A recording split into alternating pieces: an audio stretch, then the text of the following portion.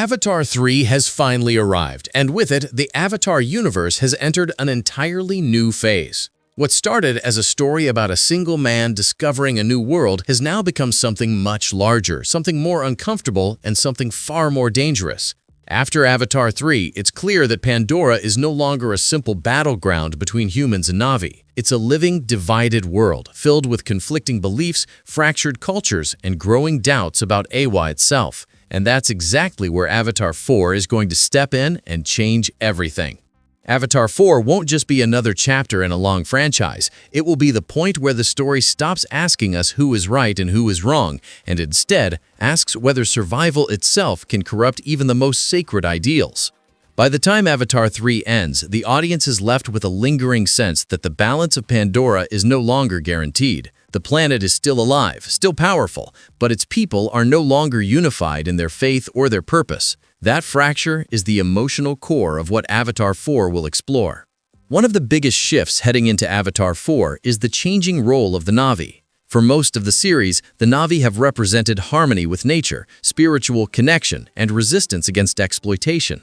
Avatar 3 complicates that image by showing that not all Na'vi believe in the same interpretation of Eywa. Some see Eywa as a guide, others see Eywa as a limit, and in Avatar 4, that disagreement will likely explode into open conflict. Avatar 4 may present a Pandora where the greatest threat is not human machines or corporate greed, but ideology. A new generation of Na'vi, hardened by war and loss, may begin to question whether complete devotion to Eywa has kept them trapped in a cycle of vulnerability. From their perspective, humans adapt, evolve, rebuild, and return stronger every time. Meanwhile, the Na'vi mourn, remember, and repeat rituals that no longer protect them from extinction. This belief alone could drive an entire movement, one that sees technology not as corruption, but as liberation. This is where Avatar 4's most dangerous idea begins to form. What happens when Na'vi choose progress over tradition? What happens when they believe survival matters more than spiritual purity? Avatar 4 could introduce a Na'vi faction that willingly collaborates with humans, not because they are manipulated, but because they genuinely believe Eywa is holding their species back. That alliance would shatter everything Jake Sully fought for. Jake himself is unlikely to remain the central hero in Avatar 4. His journey has always been about transformation, but that transformation is nearly complete. He is no longer a man searching for belonging. He is a symbol, and symbols rarely survive unchallenged. Avatar 4 may position Jake as a relic of an older belief system, respected but no longer fully understood by the next generation. His leadership style, rooted in unity and tradition, may clash with younger Na'vi who have grown up knowing nothing but war. There is a strong chance that Avatar 4 will treat Jake's story as a slow farewell, not necessarily through a sudden death, but through loss of relevance, loss of influence, or even loss of connection to Eywa itself. If Eywa weakens or becomes disrupted, Jake's spiritual bond to Pandora could fade, leaving him physically alive, but spiritually disconnected. That kind of ending would be far more tragic than death, turning Jake into a living reminder of a world that no longer exists. While Jake's role diminishes, the focus will shift heavily to his children, especially Loak and Kiri. Loak represents the future shaped by conflict. He understands violence not as an abstract concept, but as something unavoidable. In Avatar 4, Loak may become the only figure capable of negotiating between divided Na'vi factions because he understands both loyalty and rebellion. He has made mistakes, lost people, and learned that doing the right thing doesn't always lead to peace. But Kiri is where Avatar 4 becomes truly transformative. Kiri has always existed on a different frequency than every other character. Her connection to Eywa isn't learned or earned, it's innate. Avatar 4 may finally confirm that Kiri is not just spiritually connected to Eywa, but biologically intertwined with it. She may not simply communicate with the planetary network, she may be part of it. That revelation would place an unimaginable burden on her, because it would mean that Pandora's future could depend on a single individual. This is where Avatar 4 could take its boldest step. If humans are able to study Eywa deeply enough, they may attempt to replicate or interfere with the planetary consciousness, not to destroy it, but to control it.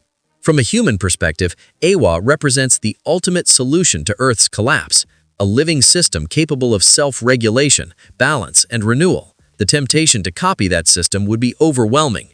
Avatar 4 could reveal early attempts to recreate Awa on Earth with disastrous consequences. That's why Earth itself may finally appear in Avatar 4, not as a distant memory, but as a real, decaying world. Showing Earth would fundamentally change how the audience views the conflict. Humans would no longer be faceless invaders. They would be survivors of a planet that failed. Avatar 4 may ask a deeply uncomfortable question. If Pandora has the power to save humanity, does it have a moral obligation to do so? This question places Kiri at the center of an impossible choice. If she truly is an extension of Awa, then she may be the only one capable of bridging Pandora and Earth. Avatar 4 could explore the idea that Awa's influence might expand beyond Pandora for the first time. That expansion could either heal two worlds or doom both. And Kiri, still young and emotionally vulnerable, may be forced to decide the fate of entire species. As Avatar 4 builds towards its conclusion, it's unlikely to offer a clean victory. James Cameron has always favored endings that feel earned but uneasy. Pandora may survive, but not intact. Awa may endure, but altered. The Na'vi may win their autonomy, but lose their unity. Avatar 4 could end with Pandora standing at a crossroads, no longer untouched, no longer innocent, but still alive. The final moments of Avatar 4 may not be loud or explosive. Instead, they may be quiet and haunting. A disrupted neural network, a child reaching out for a bond that no longer responds, a planet still breathing but wounded. And in that silence, the audience would understand that Avatar 5 will not be about war, it will be about consequences. Avatar 4, at its core, will be the story where the Avatar universe grows up.